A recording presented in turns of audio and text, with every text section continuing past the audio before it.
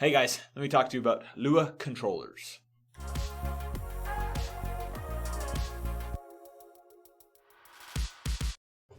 Okay guys, so I span up this, should be better. Okay, so I spun up this new world here. And I'm going to introduce you to, Okay, I'm going to introduce you to the Lua controller. So let's find a nice flat spot where we can kind of mess around. Alright, so inventory. Alright, inventory. Yikes. So this is the old, hang on. Okay, much better. So this is the unified inventory, and in here we are going to search for Lua. Of course, you will have had to create it yourself. So this is the Lua controller, simple block, but it does some fancy stuff. Particularly, it allows you to run Lua code. So when you right-click on it, it gives you this command window area, and you can do various things. One thing in particular, you'll probably recognize the print function works. And when we say execute, this actually prints to the server command line, which we cannot see. I think there is a way of doing that, seeing your personal command line, but I'm not exactly sure. This is an incredibly, using the print function, as we have in the past, it's incredibly useful for debugging. So the other thing that I introduced y'all to is the if statements, right? So if, then, and then end. Now, the syntax is all the same, but the question is, okay, if we're testing something, we could, I guess, create A and set it equal to 1, and then test A in here to see if it is equal to 1, and then so on and so forth. But how do we actually input information? Well, that is done through two different ways, and we're going to focus on the first one, which is through the ports. I'm going to exit, pressing the exit key, and you'll notice that around the side that you see A, B, C, and D, and these are all like inputs and outputs. So basically, a single Lua controller only has inputs and outputs. Oh yeah, something else to bear in mind is that in order for it to save the code that you just written, you have to press execute. Because it's, that's just the way it is.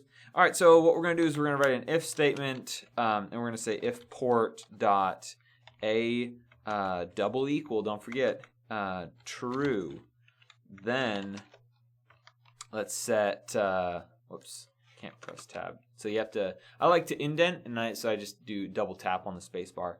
So then I set pin dot b equals to true, and end that. Now we're going to execute and then exit out of here. And of course, nothing happens because, well, how do you set A to true? And this is done by, let me pull up find a switch. And let's just get some messy wire. There's some messy wire. So then we can go over here and just kind of lay lay some lines here. When I hit that, yeah. Okay, so I did something wrong here. I swapped this. So there's pins and there's ports, as you can see here. And what you're testing, when you test A, B, C, or D, you do it through pin. And when you're setting A, B, C, or D to either on or off, or true or false, it is done through port. So here's my little thing that hopefully will help you remember. Pin is for in, and port is for out. So each pin, we have A, B, C, D. Each of these has two references. One is a pin and one is a port. So, and then to reference a particular pin, it's dot, port dot A, and so on and so forth. So you have pin dot B and port dot B. So now remember, when you're wanting to know the status of a certain pin, you will use pin for in. And then you're setting it, you say port for out. Now, why would you want to test to see if a pin is high or low? Why would you want to set a pin high or low? depends on what you're trying to accomplish. So let me give a very rudimentary example. So in this case right here, we've got a light switch. So basically, if the light is turned on, then it will turn B on. You'll notice here that it does not turn B off. And that's because never in the code do we specify that we want it to turn B off. So we actually have to do that.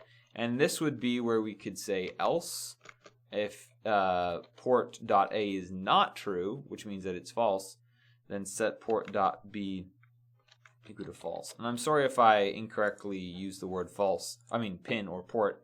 It's just difficult sometimes. But all right, so then this acts just like a simple switch, right? So what's the point? Why would you ever want this? Well, obviously this is for demonstration purposes. Let's add, though, a second input, and this is the solar panel. And you'll notice that with this is specifically, it's not for power generation, it's just for sensing the sun. So when it's nighttime, this will turn off, and therefore C will be effectively low. So what we could do is we could say, if you remember our relational operators, I believe it is, or no, logical operators, we can do if pin A equals true and pin for n dot C equals false. Remember, true and false have to be all lowercase. Then turn port B on. So if we execute, you'll notice that yay, it works. So if you turn that off, then it turns the lights off. And if you turn that on, it turns it on. And then if we set the time of day to, let's just say, this time of the day, then there's no need for lights, and let's conserve some electricity and not burn down all the trees in the mine test world. And turn off the lights. So really, obviously, this is not very practical, but you can understand the application. And then, of course, if we set the time to 0, then it will turn that back on because this is doing some processing. It's testing the inputs. The code inside of this Lua controller is only run when one of the inputs changes. Okay, so this is kind of the very, very basics of a Lua controller. You are able to write a lot of Lua code. In particular, you're able to write if statements, and that's just all we covered for today. There's so much more that you can use this for, and so much more that I have actually used it for, and it's a lot of fun. So get your noggins thinking about how you can possibly use the functionality of the Lua controller. It really is extremely powerful. Whenever there's a question of like, can I do that? You probably can with the Lua controller. You are limited in your inputs and outputs, which A, B, C, and D. But if you string them together, you can overcome that barrier. Let me show you one. So this is the resource that I wanted to show you. I googled mine test Lua controller, and somebody's put together this wiki on basically Lua controllers and what they do, how they work, things like that. And just the basics of using the pins and ports on the Lua controller. Of course, like I said, you can do so much more.